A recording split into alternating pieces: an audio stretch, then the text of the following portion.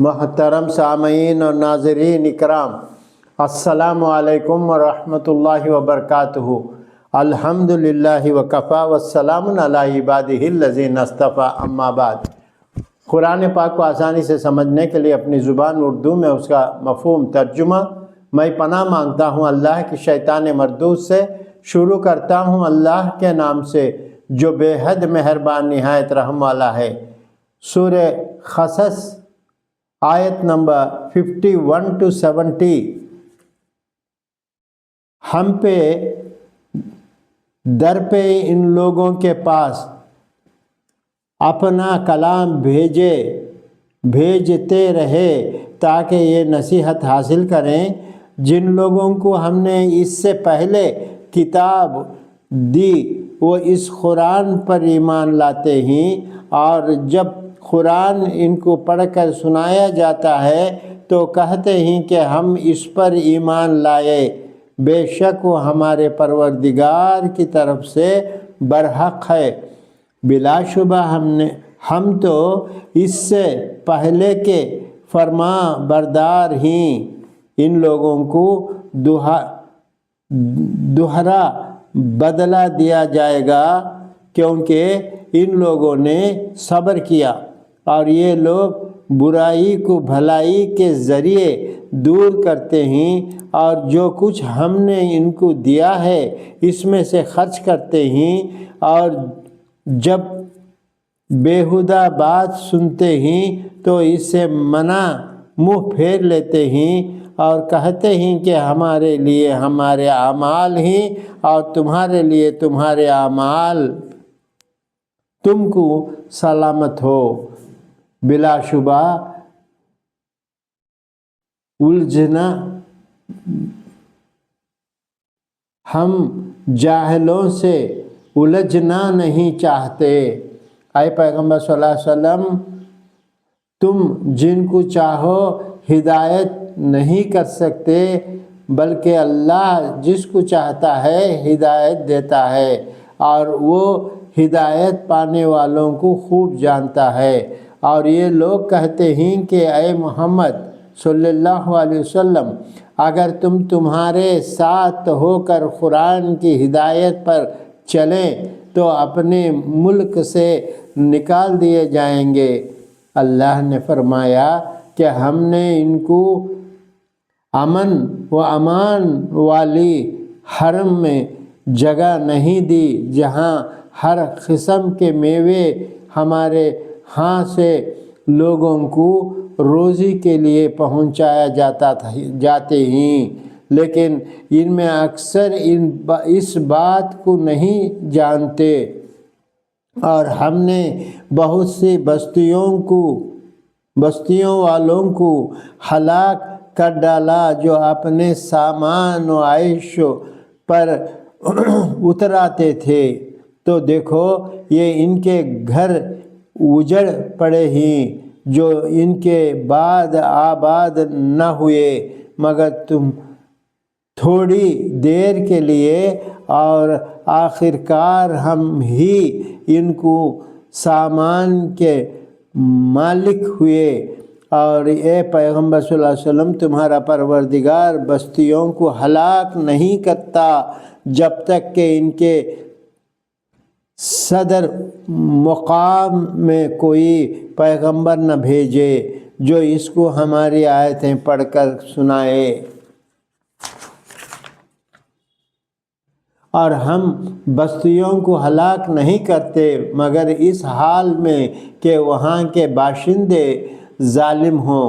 اور اے لوگو، جو کچھ تم کو دیا گیا ہے وہ دنیا کی زندگی کا فائدہ اور اس کی زینت ہے، اور جو اللہ کے پاس ہے وہ بہتر اور باقی رہنے والا ہے۔ کیا تم اتنی بات بھی نہیں سمجھتے؟ بھلا جس شخص سے ہم نے کوئی اچھا وعدہ کیا اور وہ یقیناً اس کو پانے والا ہے، کیا وہ اس شخص کی طرح ہو سکتا ہے جس کو ہم نے دنیا کی زندگی کا فائدہ دیا، پھر وہ قیامت کے دن ان لوگوں میں ہو گیا جو گرفتار کر کے ہمارے سامنے لائے جائیں گے۔ اور جس روز اللہ کافروں کو پکارے گا اور کہے گا کہ میرے وہ شریک کہاں ہیں جن کا تمہیں دعویٰ تھا، تو جن لوگوں پر عذاب کا حکم ثابت ہو چکا ہوگا وہ کہیں گے کہ اے ہمارے پروردگار، یہ وہ لوگ ہیں جن کو ہم نے گمراہ کیا تھا، اور جس طرح ہم خود گمراہ ہوئے تھے اسی طرح ان کو گمراہ کیا تھا، اور ہم تیری طرف متوجہ ہو کر ان سے بیزار ہوتے ہیں اور کہتے ہیں یہ ہمیں نہیں پوچھتے تھے۔ اور کہا جائے گا کہ اپنے شریکوں کو بلاؤ تو وہ ان کو پکاریں گے، پھر وہ ان کو جواب نہ دے سکیں گے، اور وہ عذاب کو دیکھ لیں گے جو اس وقت تمنا کریں گے کہ کاش وہ ہدایت پائے ہوئے ہوتے۔ جس دن اللہ ان کو پکارے گا اور کہے گا کہ تم نے پیغمبروں کو کیا جواب دیا تھا، تو اس دن ان سے باتیں نہ بن پڑیں گے اور آپس میں پوچھ گچھ نہ کر سکیں گے۔ پس جس شخص نے توبہ کی اور ایمان لایا اور نیک عمل کرے تو امید ہے کہ وہ کامیاب ہونے والوں میں سے ہو۔ اور اے پیغمبر صلی اللہ علیہ وسلم، تمہارا پروردگار جو چاہتا ہے پیدا کرتا ہے اور جس کو چاہتا ہے برگزیدہ کرتا ہے، اور لوگوں کو کچھ بھی اختیار نہیں ہے۔ یہ لوگ جو شرک کرتے ہیں اللہ اس سے پاک برتر ہے، اور تمہارا پروردگار جانتا ہے جو یہ اپنے سینوں میں چھپاتے ہیں اور جو کچھ یہ ظاہر کرتے ہیں۔ اور وہی اللہ ہے، اس کے سوا کوئی معبود نہیں۔ دنیا اور آخرت میں اسی کی تعریف ہے اور اسی کی حکومت ہے، اور اسی کی طرف تم سب کو لوٹ کر جاؤ گے۔ صدق اللہ العلی العظیم۔ اللہ سبحانہ تعالیٰ اس آیات میں فرماتا ہے جو لوگ ایمان لائے، برائیوں کو بھلائیوں سے دور کرتے ہیں، جو زکوٰۃ صدقہ دیتے ہیں، جو صبر و شکر کرتے ہیں، ان کو دگنا بدلہ دیا جائے گا۔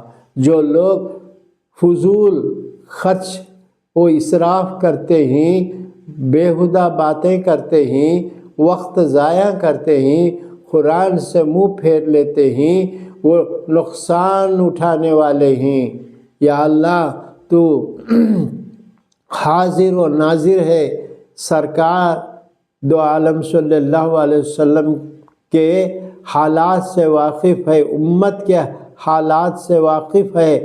ہماری ہمت افزائی فرما، ہر برائی سے محفوظ رکھ، دنیا و آخرت میں کامیابی عطا فرما۔ آمین ثم آمین یا رب العالمین۔